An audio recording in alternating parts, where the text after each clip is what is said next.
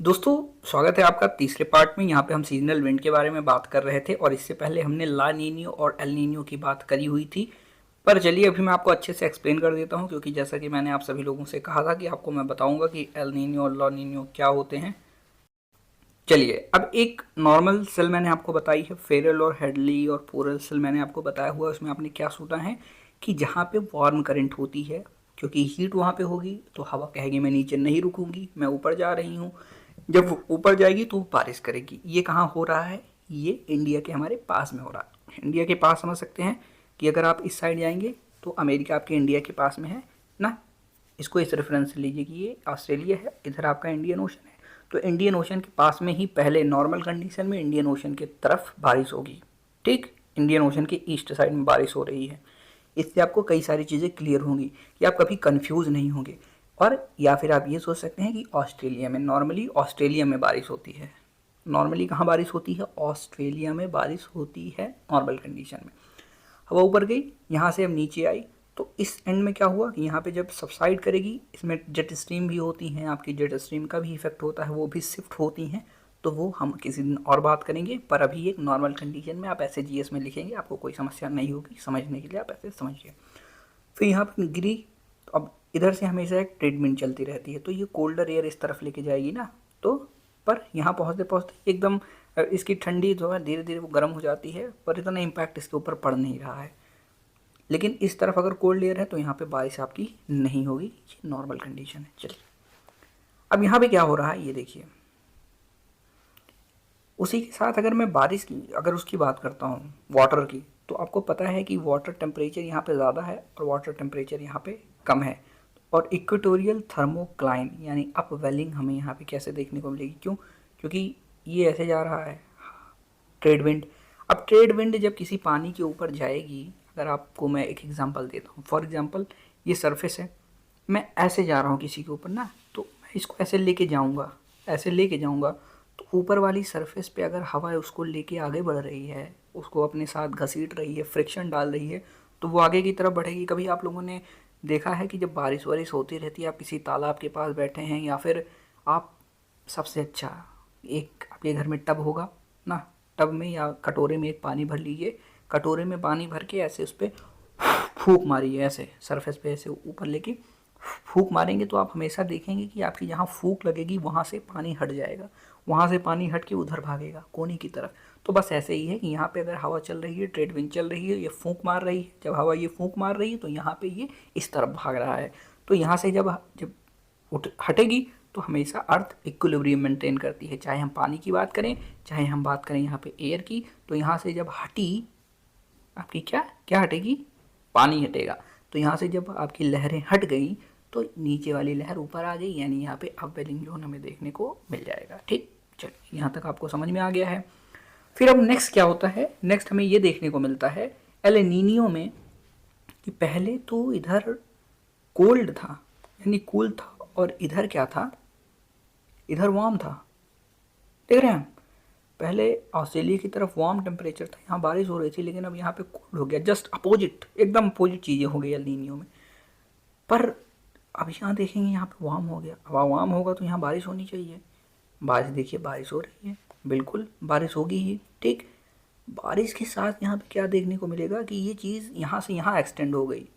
इधर तो जो बारिश हो रही थी वो इतने में ही थी, इतने में ही सिमटी हुई थी, लेकिन यहाँ वाली जो बारिश है यहाँ तक पहुँच रही है। वैसा क्यों हो रहा है?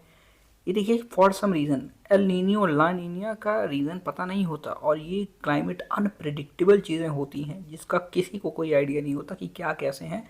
रिसर्चेज इस पर चल रही हैं, जो जैसा है आप उसको बस ऐसे समझिए कि बस चीज़ें एकदम से बदल जाती हैं। ठीक, जहाँ बारिश हो रही थी ऑस्ट्रेलिया में, हमेशा बारिश होगी आपके इंडिया के पास में, लेकिन अब नहीं हो रही है। उसको मैं बताऊंगा कि मैंड्रेन हाई पे जाके गिरती है तो साउथ वेस्ट मानसून आपका बनता है। दूसरी है, उसको भी आपको एक फिगर में बताऊंगा। ठीक, तो चलिए अभी यहाँ पे आप देखेंगे, अब ये बढ़ी क्यों, यहाँ से यहाँ तक क्यों बढ़ी? क्योंकि यहाँ पे आपको पता है ट्रेड विंड चल रही है। ये देखिए ट्रेड विंड ना, ट्रेड विंड इसको आगे की तरफ बढ़ाएगी। यहाँ पे ये ट्रेड विंड इतनी स्ट्रांग हो जाती है ना, मतलब तेज हो गई ट्रेड विंड। अब ट्रेड विंड जब बहुत ज़्यादा स्ट्रांग हुई तो ये जो वार्म करंट है, ये वार्म ओशन टेम्परेचर भी बढ़ा हुआ है, पानी का टेम्परेचर बढ़ेगा तभी तो।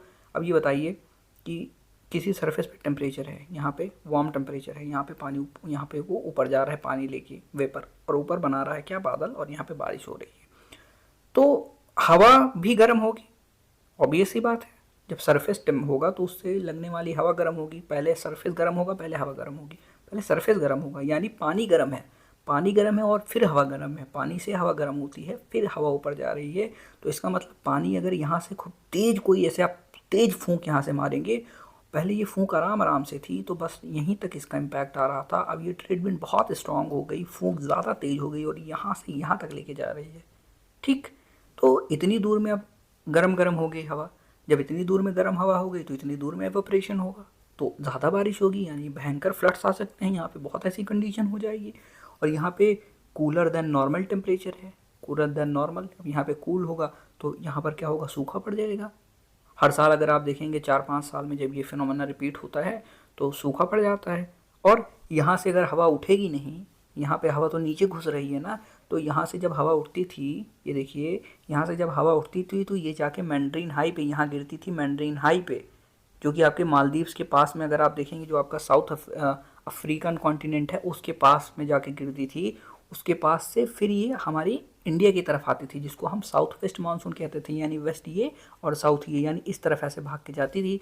लेकिन जब ये यहाँ से उठी ही नहीं, यहाँ से उठी नहीं तो यहाँ गिरेगी कैसे? ठीक, यही आपको देखने को यहाँ मिलेगा कि यहाँ से अब ये इधर भागेगी, लेकिन नीचे, ऊपर से ये नीचे जाएगी, यानी यहाँ पे भी लो प्रेशर क्रिएट होगा। यहाँ पे अगर आप देखेंगे तो ये ऐसे भागेगी, अब यहाँ पर लो प्रेशर, वहाँ लो प्रेशर क्रिएट होगा, क्यों? क्योंकि इधर से जाएगी तो एक साइकिल यहाँ भी बनेगा, तो वो साउथ वेस्ट मानसून को इम्पैक्ट करेगी और वो कमज़ोर करेगी साउथ वेस्ट मानसून, और हो सकता है साउथ वेस्ट मानसून आए ही ना इंडिया में, तो इसीलिए प्रॉब्लम होती है एल नीनियो में। तो वो मैं आपको अच्छे तरीके से समझाऊंगा। अभी आगे आइए, तो इतना तो आप समझ गए। अब नीचे देखिए क्या होता है, सप्रेस्ड अपवेलिंग। अब यहाँ पे जो अपवेलिंग है इसमें सपरेशन हमें देखने को मिलता है, क्यों?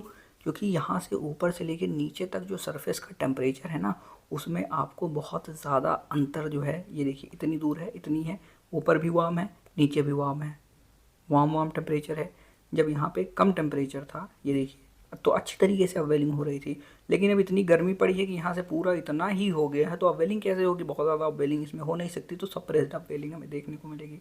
फिर ला नीनियो आ जाता है। अब ला नीनियो में क्या है, अब देखिए यहाँ पे एक्सट्रीम चीज़ आ गई। एक्सट्रीम क्या हो गया? Strong trade wind cooler than normal. पहले तो इसमें कूल होता था, अब यहाँ पे ये देखिए और ज़्यादा बढ़ गया। न्यूट्रल, ला नीनियो और एल नीनियो, एल नीनियो और ला नीनियो। ला नीनियो में क्या हो गया कि ला और ला, इसको याद करने का तरीका मैं अगर बताऊं तो और लाएगी, क्या लाएगी? और ला रही है खूब तेज स्ट्रॉन्ग ट्रेड विंड्स। क्या? यहाँ पर और गर्मी आएगी, इधर बहुत ज़्यादा टेम्परेचर हीट हो गया, इधर पहले नॉर्मल था, पहले नॉर्मल था, अब यहाँ पे ज़्यादा हो गया, एक्सट्रीम हो गया, यानी इन दोनों में एक्सट्रीमिटी बढ़ गई है। चीज़ें हैं ये न्यूट्रल वाली, ठीक। इसको आप अगर याद करना चाहें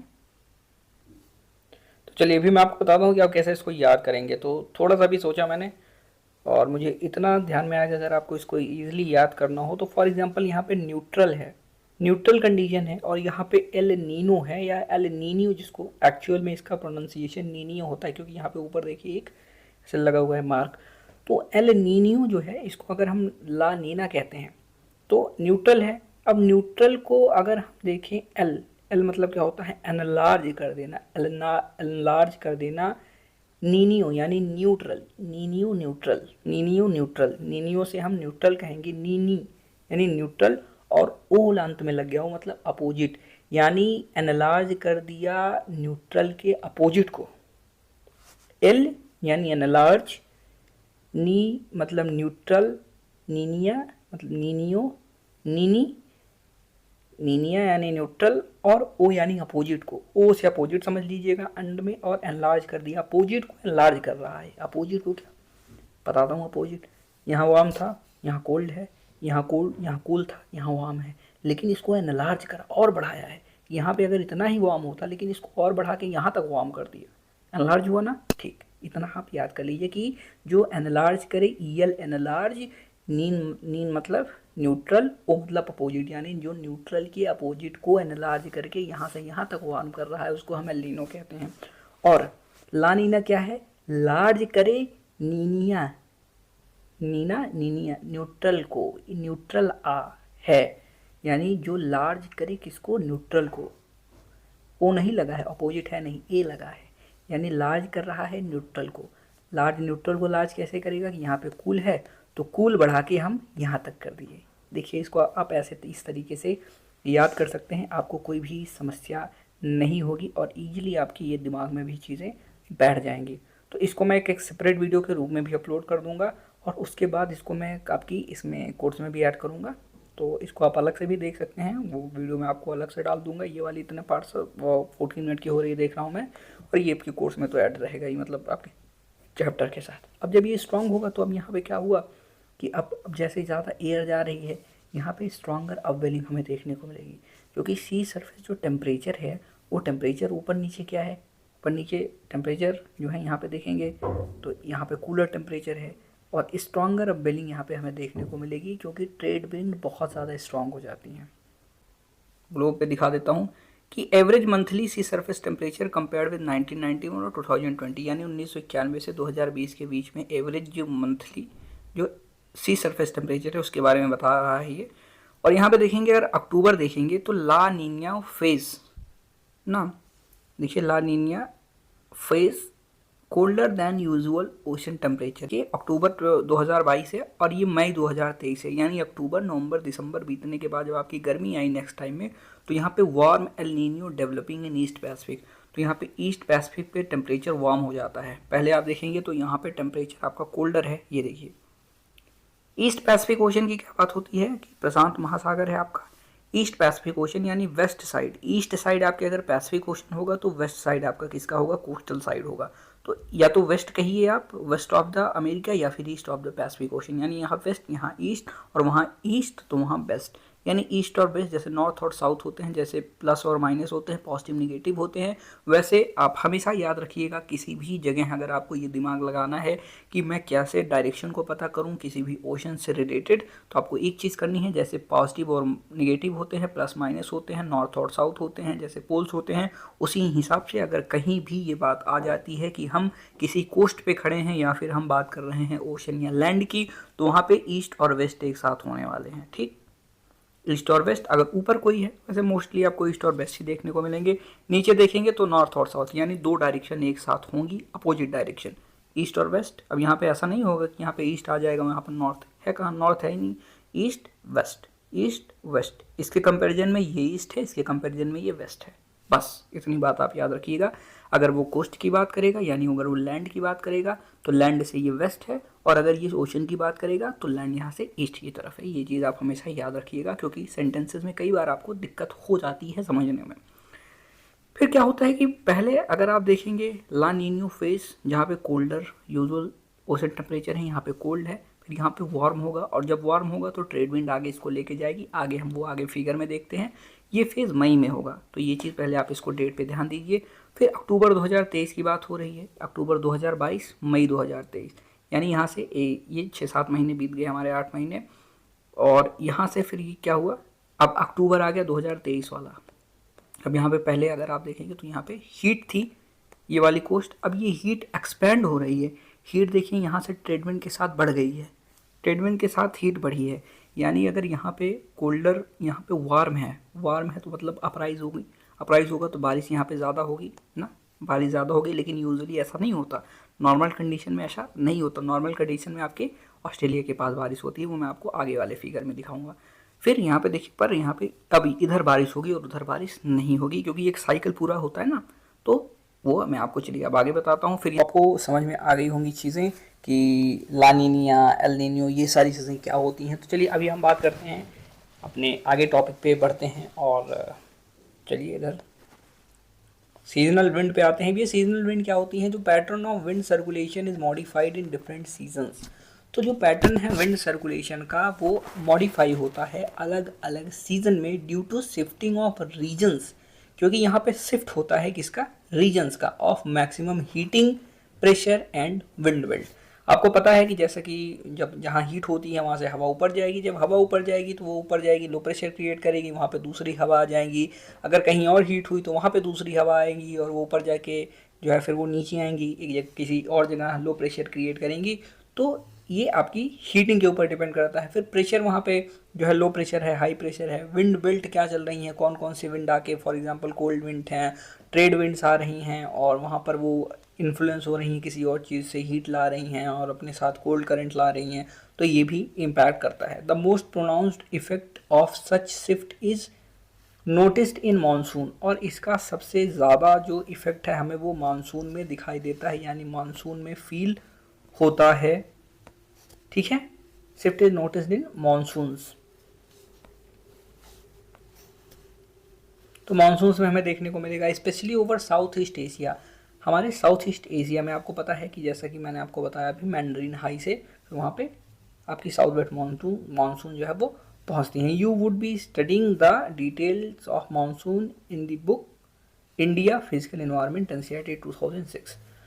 तो आप उस बुक में पढ़ेंगे। The other local deviation from general circulation system are as follows, और जो अलग अलग लोकल डेविएशंस होती हैं वो नीचे बताई गई हैं आपको। ठीक है, आइए आगे बढ़ते हैं, हम लोकल विंड्स की बात करते हैं। तो differences in heating and cooling of the earth surfaces and cycles those develop daily और annually can create several common local और रीजनल फैक्टर्स। तो जो डिफरेंसेस हैं हीटिंग और कूलिंग में अर्थ में, आपको पता है कि कहीं पे अर्थ जो है ज़्यादा हीट उसको मिलेगी, ज़्यादा जल्दी गर्म होगी, कहाँ कहीं पे कम हीट मिल रही है तो वो लेट गर्म होगी। तो यहाँ पे ये डिफरेंसेस होता है जिसकी वजह से मल्टीपल साइकिल्स हमें देखने को मिलती हैं। कहीं पे हवा ऊपर जा रही है, कहीं पे हवा नीचे आ रही है, कहीं पे हाई प्रेशर, कहीं पे लो प्रेशर। तो ये जो है डेवलप डेली, कहीं पे डेली डेली ये चीज़ें हो रही हैं। For example land breeze, sea breeze हमें देखने को मिल रहा है, यहाँ पे डेली ही सर्कुलेशन इधर उधर हो रही है। और कहीं पे क्लाइमेट चेंज हो रहा है, जब जैसे मानसून हो गया एक साल बाद आ रहा है तो यहाँ पे सीजनली ये चीज़ें हो रही हैं। जैसे कि ये देखिए आ भी है हमारा लैंड ब्रिज, सी ब्रिज की बात करते हैं। तो जैसा कि as explained earlier the land and sea absorb and transfer heat differently. जैसा कि हमने बताया आपको कि यहाँ पे जो ज़मीन होती है और जो आपकी ओशन होती है यानी पानी होता है, उसमें वो उनकी जो एब्जॉर्ब होती है और ट्रांसफ़र होती है हीट की वो डिफरेंट होती है, क्योंकि वहाँ पे लेटेंट हीट जो है उनकी अलग अलग होती है। और इधर देखेंगे तो during the day the land heats up faster, day time में जो लैंड है वो ज़्यादा जल्दी गर्म होती है। अब इसको मैंने कुछ दिन पहले आपको बताया था कि आप एक पतीला रखिए, पतीले में अगर पानी डाल के रखेंगे वो जल्दी गर्म होगा या फिर खाली पतीला जल्दी गर्म होगा। तो अब इसी बात है, आप लोगों ने कमेंट करके बताया कि पतीला गर्म होगा जल्दी क्योंकि उसके अंदर पानी नहीं है, और पानी लेट थोड़ा गर्म होगा क्योंकि इसका बॉइलिंग पॉइंट ज़्यादा होता है, हीटिंग पॉइंट ज़्यादा हो जाएगा उसका। तो और बिकम्स वार्मर देन द सी। अब जब यहाँ पे आपका लैंड हो गया, ये देखिए लैंड ये आपका वार्म हो गया, वार्म हुआ, यहाँ से हवा जो है ऊपर चली गई दिन में। अब हवा ऊपर गई, हवा ऊपर जाने के बाद तो फिर सी से आपकी हवा इसको इक्विलिब्रियम मेंटेन करना है, तो ये यहाँ पे खाली जगह में आके भर गई। तो यहाँ से आपकी ठंडी ठंडी हवा, पानी वाली हवा आपको देखने को मिल जाएगी। और फिर ये ऊपर जाएगा तो नीचे भी आएगा, ऊपर एक नीचे इधर जाएगा और एक नीचे इधर जाएगा। तो लैंड वाले से कोई मतलब हमें है नहीं। तो ये जो ब्रीज इस पे जा रहा है सी पे, तो ये देखिए यहाँ पे जाके हाई प्रेशर क्रिएट कर रहा है। तो ये चीज़ आप समझ गए हैं। Therefore, over the land air rises and give rise to the low pressure. Low pressure create हो रहा है where C is relatively, जहाँ पे C is relatively cool and pressure over C is relatively high। इसका मतलब क्या है कि whereas, जबकि जो C है वो relatively cool है पहले भी बताया, क्योंकि गर्म जल्दी होगा तो C कूल ही होगी। हीट, एक चीज़ आपकी लैंड हीट हो गई और ये आपका ठंडा है ओशन, तो हीट हो गई, तो दोनों के रिलेटिव में कूल कौन है? ओशन है, तो relatively cool. And pressure over sea is high. High क्यों है? क्योंकि यहाँ से हवा जो है वो ऊपर जा नहीं रही है, और ऊपर जा नहीं रही है तो ये भाग रही है, हवा किधर भाग रही है? जहाँ पे आपका गर्म है, और ऊपर से हवा ये जो ऊपर वाली जा रही है वो ऐसे आके यहीं पे गिर जा रही है। फिर ये पूरा साइकिल क्रिएट कर रहा है, क्योंकि अगर यहाँ से हवा ऊपर गई, ऊपर ठंडी हुई तो हवा नीचे आएगी। नीचे कहाँ आएगी? अब यहाँ से तो हवा ऊपर ऊपर ऊपर भागी जा रही है, तो यहाँ तो नीचे आएगी नहीं, तो थोड़ा एक साइकिल बनाएगी। तो ऐसे साइकिल हमारा एक बन जाता है, ठीक। और whereas the relatively high the pressure gradient from sea to land is created. इस वजह से प्रेशर ग्रेडियंट क्रिएट होता है हाई प्रेशर और लो प्रेशर का। एक एक लाइन समझेंगे आपको बहुत अच्छी तरीके से समझ में आता है, एक एक लाइन इसकी पूरी हिस्ट्री लेके चलती है अपने साथ में। And the wind blows from the sea to the land as the sea breeze. ठीक, जो विंड है ये देखिए, wind blows from sea, sea से आ रहा है विंड, टू द लैंड यानी लैंड पे जा रहा है। देखिए अगर आप, जिनको प्रॉब्लम होती है, कई सारे लोग हैं जिनको एनसीईआरटी पढ़ने में प्रॉब्लम होती है, बहुत हैं अच्छी तरीके से पढ़ लेते हैं कि लाइन करके, उनको दिक्कत नहीं है। लेकिन अगर आपको प्रॉब्लम हो रही है ना, तो पहले आप एक एक वर्ड समझने की कोशिश कीजिए। For example, pressure gradient from sea, pressure gradient from मतलब सी से, to land, sea to land यानी सी ये है और लैंड ये है, यानी सी से लैंड की तरफ। Pressure gradient from sea to land is created, बन जाता है प्रेशर ग्रेडियंट। प्रेशर ग्रेडियंट मतलब डिफरेंस उनके बीच में आ गया है। और the wind blows from sea, sea से ब्लो करती है विंड, ये देखिए, सी टू लैंड, सी से लैंड की तरफ विंड जा रही है। एज सी ब्रीज, अब जो समुद्र से आएगी उसको हम सी ब्रीज कहेंगे, कहेंगे ना। अब आप कहेंगे कि तुम कहाँ से आ रहे हो, कोई आ रहा है, फॉर एग्जांपल मैं प्रतापगढ़ से हूँ, मैं प्रतापगढ़ की तरफ से जा रहा हूँ, प्रयागराज पहुँच गया कुंभ मेले में, तो अगर पुलिस वाले रुकवाए, चेकिंग लगाए, बोले तुम कहाँ से आ रहे हो, किस तरफ से आ रहे हो, तो मैं कहूँगा प्रतापगढ़ की तरफ से आ रहा हूँ। ये तो नहीं कहूँगा कि मैं इलाहाबाद प्रयागराज की तरफ से आ रहा हूँ ना, तो मैं कहाँ से आ रहा हूँ, प्रतापगढ़ से आ रहा हूँ, मेरा ऑरिजिन क्या है, प्रतापगढ़ से है, तो इसका ऑरिजिन क्या है, सी से है, तो इसका ऑरिजिन अगर सी से है तो ये सी से आ रही है, इसको हम सी ब्रिज कह देंगे। ठीक, इतना समझ में आ गया आपको। चलिए अब यहाँ पे क्या है, land as the sea to the land as sea breeze के रूप में आती है। The night the reversal of condition takes place. अब यहाँ पे reversal of condition takes place होती है, कैसे, वो आगे आपको खुद ही बताएगा, आपको सोचने की ज़रूरत नहीं है कैसे। देखिए condition, the reversal of condition, the land loses heat faster at and is cooler than the sea. जितनी जल्दी जो गर्म होता है उतनी जल्दी वो ठंडा भी होता है। फिर से वही पतीले वाली बात, आप खाली पतीला गर्म कर दीजिए, खूब हीट कर दीजिए और पानी गर्म कर दीजिए। अब आप बताइए कि पानी वाला जल्दी ठंडा होगा या आपका जो पतीला है वो जल्दी ठंडा होगा।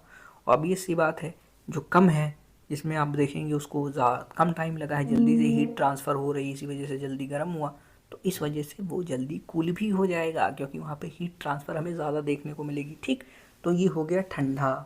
ये देखिए, अब जब ये ठंडा हुआ तो यानी सी आपका गर्म हो गया, सी गर्म हुआ तो यहाँ से लो प्रेशर क्रिएट हुई और ये फिर ऊपर जाके फिर यहाँ पे ऐसे गिरने लगी, यहाँ पे हाई प्रेशर क्रिएट हो जाएगा। यहाँ पे डिफरेंसेस, हमें लो प्रेशर डिफरेंस देखने को मिल जाएगा, क्योंकि प्रेशर कहाँ हाई है, लैंड पे, लो कहाँ है, यहाँ है, तो हाई प्रेशर से हवा लो प्रेशर की तरफ जाएगी, यानी लैंड से हवा जाएगी सी की तरफ।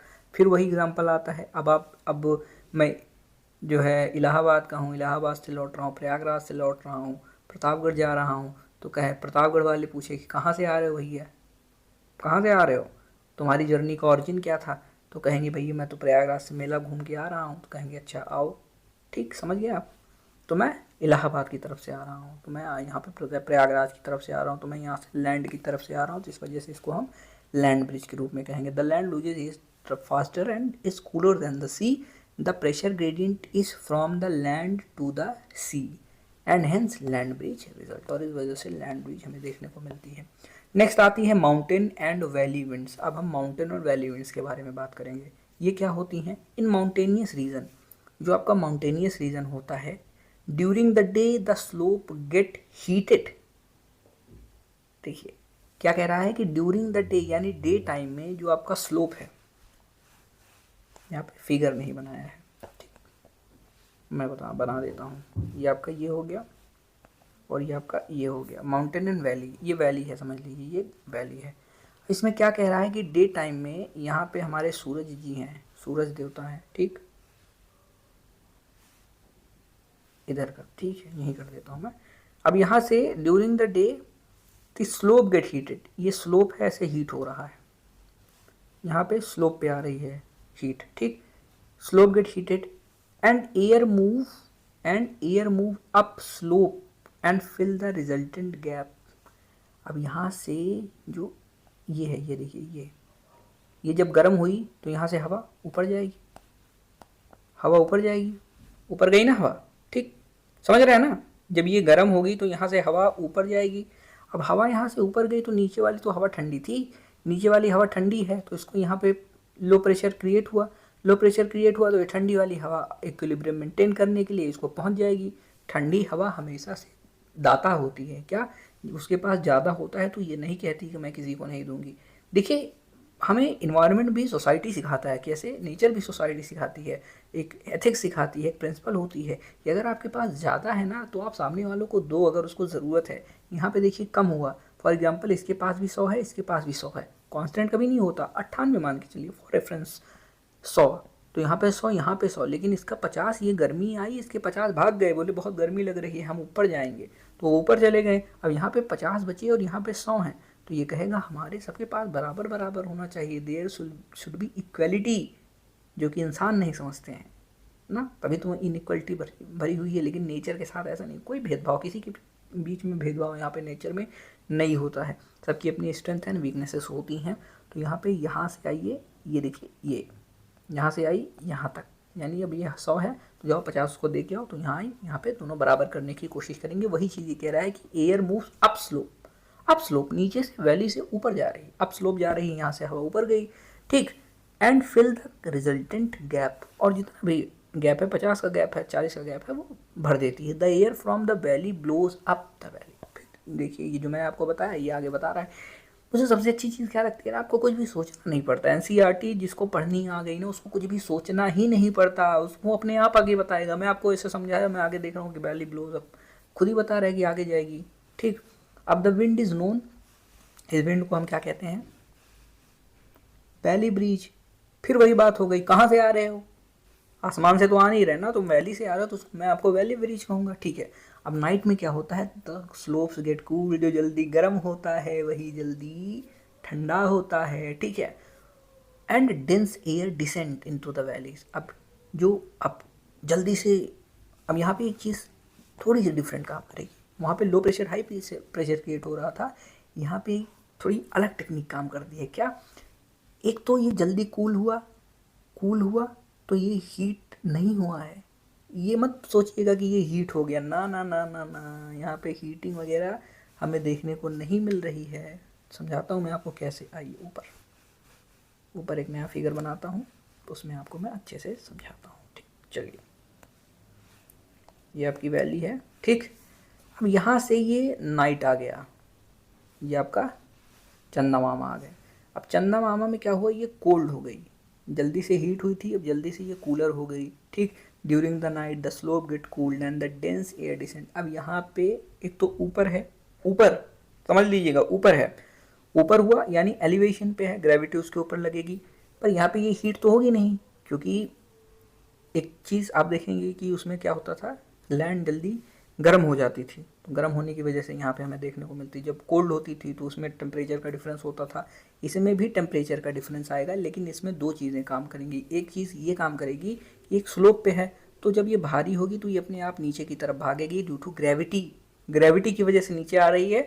डिफरेंस तो इसमें है देखने को मिलेगा, लेकिन एक फैक्टर आपका ग्रेविटी भी है, ये भी चीज़ देखिएगा। During the night the slope get cooled and dense air descends into the valley as mountain wind. अब ऊपर माउंटेन से आ रही है, आप नीचे वैली में हैं, बढ़िया सो रहे हैं रात में ऐसे आँख वाँख बंद करके, और ऊपर से एक पत्थर गिरा, ठीक, आपके घर के पास, आपके घर के पास ऐसे पत्थर गिरा और आप ऐसे सो रहे हैं बड़े बढ़िया से, पत्थर आपके ऊपर गिरा, आपकी छत टूट गई, तो आप क्या कहेंगे, ज़मीन से आ रहा पत्थर, आप कहेंगे भैया पहाड़ों से पत्थर गिरा है ना, तो जो हवा पहाड़ों से आ रही है तो उसको हम कहेंगे वैली ब्रिज, माउंटेन ब्रिज कहेंगे। माउंटेन से आ रही है तो माउंटेन ब्रिज कहेंगे, वैली से जा रही है तो वैली ब्रिज कहेंगे, समझ गए आप, ठीक। तो mountain wind, the cool air, जो ठंडी हवा होगी of high plateaus and ice fields draining into the valley is called katabatic wind. Katabatic wind किसको कहते हैं, द कूल एयर, जो ठंडी हवा होती है किसकी, ऑफ हाई प्लेट्यूज, प्लेट्यू मतलब क्या होती हैं, पठार होती हैं, माउंटेन भी मान सकते हैं, जब आपका माउंटेन कट जाता है वो प्लेट्यू बन जाता है, तो बस ऐसे ही समझिए, बहुत ज़्यादा उसमें सोचने की ज़रूरत नहीं। एंड आइस फील्ड का मतलब ऊपर आप देखेंगे ग्लेशियर्स वगैरह रहते हैं तो बहुत ज़्यादा वैसे टेम्परेचर ठंडा होता है, और बहुत अगर एलिवेशन हाई है तो उसमें डिफरेंसेस मिलती हैं। तो ये कह रहा है ice fields draining into the valley, यानी वैली में आके गिर रहे हैं, तो उसको हम कैटाबैटिक विंड कहते हैं। वैली ब्रिज ही है, बट यहाँ पे थोड़ी और सिचुएशन इंटेंस हो गई है, और इंटेंस कैसे हो गई, क्योंकि यहाँ पे आइस फील्ड आ गई हमारी, हाई प्लेट्यू है यानी और ऊपर हाई प्लेट्यू में आइस फील्ड हैं, वहाँ पे डिफरेंस और ज़्यादा हुआ, बहुत ज़्यादा हीट हुई, बहुत ज़्यादा हीट होगी, बहुत ज़्यादा ठंडी भी हो जाएगी, तो ये है हाई प्लेट्यू है। लो प्लेट्यू होगा फॉर एग्जाम्पल ये यहाँ से यहाँ तक। अब ये बताओ इतनी बड़ी वैली है तो यहाँ पर ज़्यादा हीट ये होगी, या बड़ी वैली है ज़्यादा हीट डिफरेंस यहाँ होगा, ये ज़्यादा हीट डिफरेंस यहाँ होगा, तो हाई प्लेट्यू है यानी यहाँ पे यहाँ के बीच में अंतर ज़्यादा देखने को मिलेगा, तो ये जल्दी गर्म भी होगी और बहुत ज़्यादा ठंडी भी होगी। इसके कंपैरिजन में, इन दोनों के कंपैरिजन में तो वही कह रहा है कि हाई प्लेट्यू या आइस फील्ड्स, और यहाँ पे हो सकता है बर्फ़ वगैरह भी जमी हो, तो उसको हम यानी एक्सट्रीम लेवल पे अगर हम जाएंगे तो उसको हम क्या कहेंगे, कैटाबैटिक कहेंगे। समझ गए आप ना, कमेंट करके बताइए। कैटाबैटिक कहेंगे। Another type of warm wind occurrence, एक दूसरी विंड होती है, देखिए फिर से बना देता हूँ, just a minute. Okay,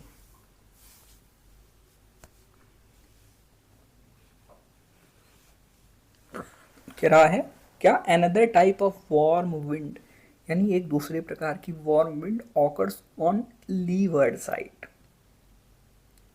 levered side क्या होता है, यहाँ से अगर विंड ऊपर गई तो विंडवर्ड साइड, यहाँ से विंड ऊपर गई नीचे आई तो विंड जिस तरफ आए वे विंडवर्ड साइड है। लेकिन यहाँ पे लीवर्ड क्या है, जिस तरफ नहीं है विंड, जिस तरफ का इम्पैक्ट नहीं है, तो इसको हम लीवर्ड साइड कहते हैं। ठीक, एक विंडवर्ड यानी जिसकी तरफ विंड है, और एक लीवर्ड यानी जिसकी तरफ विंड नहीं है। तो लीवर्ड साइड में एक दूसरी वार्म विंड यहाँ पे ऑकर होती है, यहाँ पे एक दूसरी गर्म हवा ऑकर होगी। क्यों, क्योंकि the moisture in the winds, जो यहाँ पे मॉइस्चर होती हैं विंड्स के अंदर, while crossing the mountain ranges condense and precipitate. और जो मॉइस्चर होती हैं, जो मॉइस्चर इन द विंड यानी विंड में जो मॉइस्चर होंगी वो ऊपर जाके यहाँ पे प्रेसिपिटेट कर जाएंगे। प्रेसिपिटेट यानी कंडेंसेशन यहाँ पे हमें देखने को मिलेगा। जस्ट अ सेकेंड, ठीक, यहाँ से ये हवा ऊपर गई, ऊपर जाने के बाद यहाँ पे क्या हुआ, यहाँ पे कंडेंसेशन हुआ। लेकिन इधर आप देखिए ये नीचे आएगी, इसके लिए मैं आपको एक फिगर शो करता हूँ। ये देखिए ब्रिटानिका, देखिए ये वैली एंड माउंटेन ब्रिज। तो यहाँ पे आप देखिए, वही मैं आप लोगों के लिए ढूंढ रहा था कि कैसा फिगर मिल जाए जिससे मैं इसको चीज़ों को अच्छी तरीके से समझा पाऊँ, क्योंकि सारी चीज़ें इसमें लिखी नहीं हुई हैं।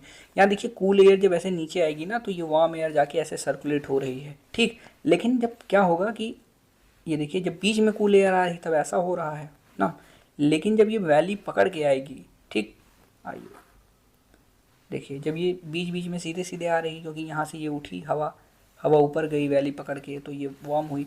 लेकिन यहाँ पे अब क्या हुआ कि ये वैली की वजह से ठंडी हुई, तो वैली पकड़ के ये नीचे आएंगी। नीचे जब ये आएंगी ना तो ये वार्म एयर को ऊपर ठेल देंगी, ऊपर ठेलेंगे तो ये देखिए वार्म एयर ये भाग जा रहा है यहाँ से। तो वार्म एयर जब ऊपर से भाग रही है तो यहाँ पे क्या होगा, इधर आइए, तो यहाँ पे क्या होगा, एक another type of warm wind occurs on levered side. अब ये बता नहीं रहा है, इसमें एक लाइन इसमें और ऐड करनी थी कि जब ये आपकी कैटाबैटिक विंड नीचे आएगी तो ये पुश करेगी किसको, वार्म विंड को, और वार्म विंड ऊपर जाएगी, तो जब ऊपर जाएगी तो वो उस तरफ से नीचे उतरेगी, लीवर्ड साइड होगी। एक लाइन इसमें खाया है, क्योंकि वो समझ रहेगा, आप लोग समझ जाएंगे तो ठीक है, वो मैं आपको समझा रहा था इसीलिए मैंने आपको दिखाई।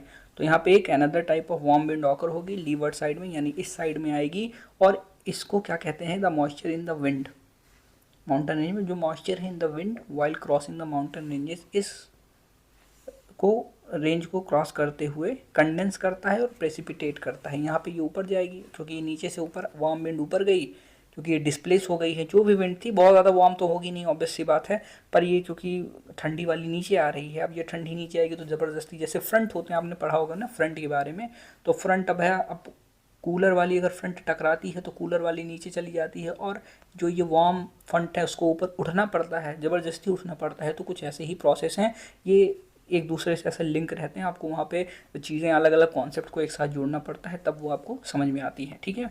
तो यहाँ पे ये हो रहा है, अब ये कंडेंस होगी, प्रेसिपिटेशन, यहाँ पे जो है बारिश होने लगेगी, while it descend down leeward side, और जब ये धीरे धीरे धीरे धीरे ऐसे नीचे आएगी तो क्या होगा, आपको पता है कि side of slope dry air gets warmed up, और ये पैसे स्लोप पकड़ के आ रही हैं, तो ये जो सूखी हवा है, क्योंकि बारिश हो गई है, अब बारिश ख़त्म, लेकिन जब ये लीवार्ड साइड आएगी तो यहाँ पे ये ड्राई हवा जो है वो क्या होगी, वो जो है वार्म हो जाएगी बाई एडियाबेटिक प्रोसेस। अब एडियाबेटिक प्रोसेस क्या होती हैं, कूलिंग आपको पता है कि कूलिंग कितने प्रकार की होती हैं, हीटिंग कितने प्रकार की होती हैं, एक कंडेंसेशन होता है, एवेपोरेशन देखेंगे किस वजह से होता है, एडियाबेटिक कूलिंग किस वजह से होती है।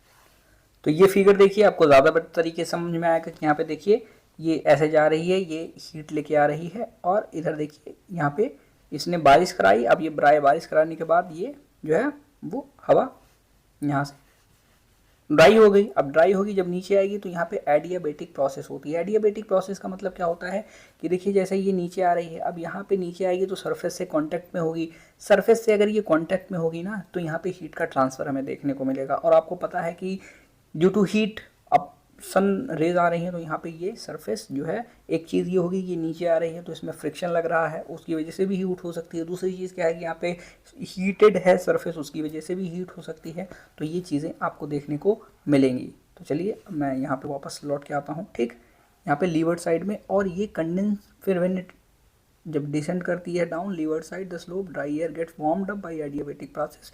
इन एडियाबेटिक प्रोसेस सरफेस से वो वार्म हो जाती है, सरफेस जो है वार्म रहती है।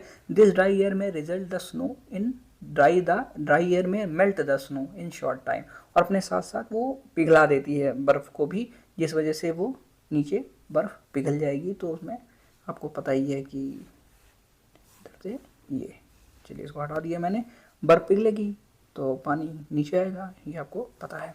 अब एयर मासेस की मैं बात करता हूँ। When the air remains over homogeneous era, देखिए चीज़ें समझ में आती हैं लेकिन उसको आपको समझाना एक टास्क होता है कि मतलब वो लाइन आप समझिए, क्योंकि बीच बीच में अगर एक आध दो प्रोसेस मिस भी हो जाती है ना फॉर एग्जांपल, तब आपको अच्छी तरीके से समझ में नहीं आएगा।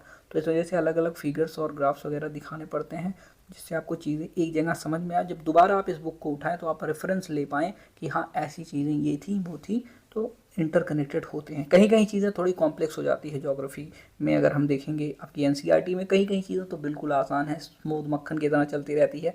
कहीं कहीं पे एक दो स्टेप जब गायब होता है ना, कॉन्सेप्ट ज्योग्राफी का तभी क्लियर नहीं होता जब बीच में एक दो कॉन्सेप्ट गायब हो जाते हैं, एक दो लाइन खा लिया और आपको पता नहीं उस बारे में और आप कनेक्ट नहीं कर पाते हैं, तो वहाँ पे चीज़ें गड़बड़ हो जाती हैं। बाकी ऐसे धीरे धीरे कि हर प्रोसेस एक दूसरी प्रोसेस से जुड़ी हुई है, आपको उतना सोच लेंगे, आप अच्छी तरीके से पढ़ लेंगे। फिर चलिए एयर मासेस की तरफ चलते हैं। When the air remains over homogeneous area, तो जब एक जो एयर है वो बड़ा होमोजीनियस, होमो मतलब एक जैसा, हेट्रो मतलब अलग अलग, ठीक, होमो मतलब एक जैसी, फॉर सफिशिएंटली लॉन्गर टाइम, एक सफिशिएंट लॉन्गर टाइम के लिए, यानी ऐसा टाइम हो जो कि सफिशिएंट हो चेंजेस के लिए। It acquire characteristics of the area, वो इस एरिया की कैरेक्टरिस्टिक को एक्वायर कर लेता है। यहाँ पे भी एडियाबेटिक प्रोसेस आ गई, वो आगे आपको बताऊंगा। फॉर एग्जांपल अभी मैं आपको बताता हूँ कि एक तावा रख दीजिए, ठीक, अब तावे के ऊपर अपना हाथ रखेंगे तो जल जाएंगे। एक तावे के ऊपर एक कटोरा रख दीजिए, ठीक, अब तावे के ऊपर कटोरा रखने की क्या ज़रूरत है, मैं गैस जला दी मैंने, ठीक, अब गैस के ऊपर मैंने रख दिया तावा। जब मैंने गैस के ऊपर तावा रख दिया तो तावा 1 मिनट रखूँगा तब ज़्यादा हीट होगी, या मैं 10 मिनट रखूँगा तब ज़्यादा हीट होगी। तो आप कहेंगे भाई अगर आप किसी तावा को 10 मिनट रखोगे तो ज़्यादा हीट होगी ना। तो वही ये भी कह रहा है कि अगर एक एयर एक जगह पे ज़्यादा टाइम के लिए रहेगी तो वो अगर हीटेड है तो उसकी हीट ज़्यादा आएगी। रेफरेंस 2 में चलिए, उसी तावे को मैं उठा के फ्रीजर में रख देता हूँ, वो तावा सेम तावा मैं उठा के फ्रिज में रख दिया, ठंडा ठंडा है, मतलब गर्म नहीं है, गर्म भी होगा तो भी दिक्कत नहीं, पर मैं रेफरेंस के लिए बता रहा हूँ। सेम तावा उठा के मैं फ्रिज में रख दिया, फ्रीजर में रख दिया, अब फ्रिज मैंने बंद कर दी 10 मिनट के लिए, तब वो ज़्यादा ठंडी होगी, या फिर मैं उसको फ्रिज में रखा हूँ 5 घंटे के लिए, तब वो ज़्यादा ठंडी होगी। अब आप कहेंगे ऑब्वियस सी बात है 5 घंटे फ्रीजर में रहेगी तो ज़्यादा ठंडी हो जाएगी कंपैरिजन टू 5 मिनट। तो यहाँ पे क्योंकि लार्ज टाइम है तो वही ये कह रहा है, क्यों कि यहाँ पे एयर एक जगह, यानी एक जगह जहाँ पे लगभग समान सा टेम्परेचर हो वहाँ पर ज़्यादा टाइम के लिए रुकती है, तो it acquires the characteristics of the area, तो उस एरिया की कैरेक्टरिस्टिक वो अपने अंदर ले लेती है। कैरेक्टरिस्टिक्स मतलब हीट या वार्म या हीट। फॉर एग्जांपल ये आपका सरफेस है, इसके ऊपर एक है ये, अगर ये कोल्ड है तो ये आपकी कोल्ड फ्रंट हो जाएगी, अगर ये वार्म है तो आपकी वार्म फ्रंट हो जाएगी। तो ये चीज़ ये कह रहा है, ठीक। The homogeneous region can be vast ocean surface, vast यानी बड़ा, लंबा लंबा चौड़ा बड़ा बड़े विशाल का है, या वास्ट प्लेन, चाहे वह ओशन सरफेस हो, ओशन की बात हो, या फिर वो क्या हो, प्लेन हो, यानी वो लैंड की बात हो, दोनों में से कहीं भी हो सकता है। The air with distinct characteristics in term of temperature and humidity is called an air mass. ठीक है, एयर मास किसे कहते हैं? एयर, ऐसी हवा with distinct characteristics in term of temperature and humidity, distinctive, यानी ऐसी हवा जिसमें डिस्टिंक्टिव कैरेक्टरिस्टिक्स है, किसके किसके टर्म में? टेम्परेचर और ह्यूमिडिटी के टर्म में, is called an air mass. ठीक है, अब एयर मास, दो डिफरेंट एयर मास हो सकते हैं क्योंकि उसमें ह्यूमिडिटी अलग होगी। अगर आप देखेंगे एक डिस्टिंक्ट, फॉर एग्जांपल अगर आपका सी पे है, ये आपका सी है, इसके ऊपर अब जो एयर मास होगी वो क्या होगी कि यहाँ से मॉइस्चर ज़्यादा होगा। क्यों? क्योंकि पानी के ऊपर है, पानी के ऊपर है तो एयर मास है। अब यहाँ से कितना भी हो, कितना भी कम हो, कुछ ना कुछ तो हमेशा हीट रहती है ना, कुछ ना कुछ तो हमेशा यहाँ पे सी सरफेस टेम्परेचर होता ही है, तो थोड़ी बहुत एवोपरेशन हमेशा होती ही रहेगी, तो यहाँ पे इसको जो है हीट मिलती रहेगी, ह्यूमिडिटी इसकी बढ़ जाएगी ना। और टेम्परेचर रेगुलेटेड टेम्परेचर होता है बहुत ज़्यादा, अगर वो ठंडी जगह नहीं है तो टेम्परेचर इसका नॉर्मल होगा, पर डिपेंड करता है कहाँ है, किस जगह है। इक्वेटोरियल पे है तो उसका टेम्परेचर ज़्यादा भी हो सकता है, उसकी बात मैं नहीं कर रहा हूँ। तो हीट और टेम्परेचर ये दोनों चीज़ें ये इफ़ेक्ट करेगा। लेकिन वहीं अगर एक चीज़ अगर लैंड पे है तो लैंड पे कितनी भी गर्म हो, कितनी भी ठंडी हो, यहाँ पे पानी होगा। पानी कैसे होगा? पानी तो थोड़ी बहुत होगी, क्योंकि आपको पता है कि एवेपोरेशन हर जगह होती है। मैं बाहर खड़ा हो जाऊँ तो मेरे अंदर से पसीना निकलेगा, मैं भी इवेपोरेट हो जाऊँगा। कुछ भी चीज़ है उसमें थोड़ा बहुत पानी होता ही है, अगर लिविंग थिंग है। अगर आप देखेंगे मिट्टी है, मिट्टी से भी मॉइस्चर निकलता है। आपने देखा होगा एकदम अगर खूब गर्मी पड़ती है ना तो वहाँ पे क्रैक्स पड़ जाते हैं मिट्टी के अंदर, तो हर जगह ये चीज़ हमें देखने को मिलेगी। तो डिस्टिंक्ट इसके अंदर ह्यूमिडिटी होती है, यानी उस एरिया की जो कैरेक्टरिस्टिक्स है वो जैसी प्रकार की है, लैंड पे है लैंड पे, सरफेस पे है सरफेस पे, उस हिसाब से होती है, डिस्टिंक्टिव कैरेक्टरिस्टिक्स होती हैं। आइए आगे चलते हैं, उसको हम एयर मास कहते हैं। It is defined as a large body of air having little horizontal variation in temperature. क्या कह रहा है कि यहाँ पे इसको डिफाइन ऐसे किया जाता है कि एक लार्ज बॉडी है किसकी? एयर की, हैविंग, यानी जिसमें हैविंग है क्या? is called air mass having distinct humidity is called air mass, defined as large body air mass having little horizontal variation in temperature। अब यहाँ से यहाँ तक अगर मैं आपको बताऊँ कि क्या कह रहा है कि टेम्परेचर में यहाँ पे एक लार्ज एयर मास है और इसमें इनका जो टेम्परेचर का वेरिएशन है वो कम है। ठीक है, देखिए हैविंग लिटिल हॉरिजॉन्टल वेरिएशन।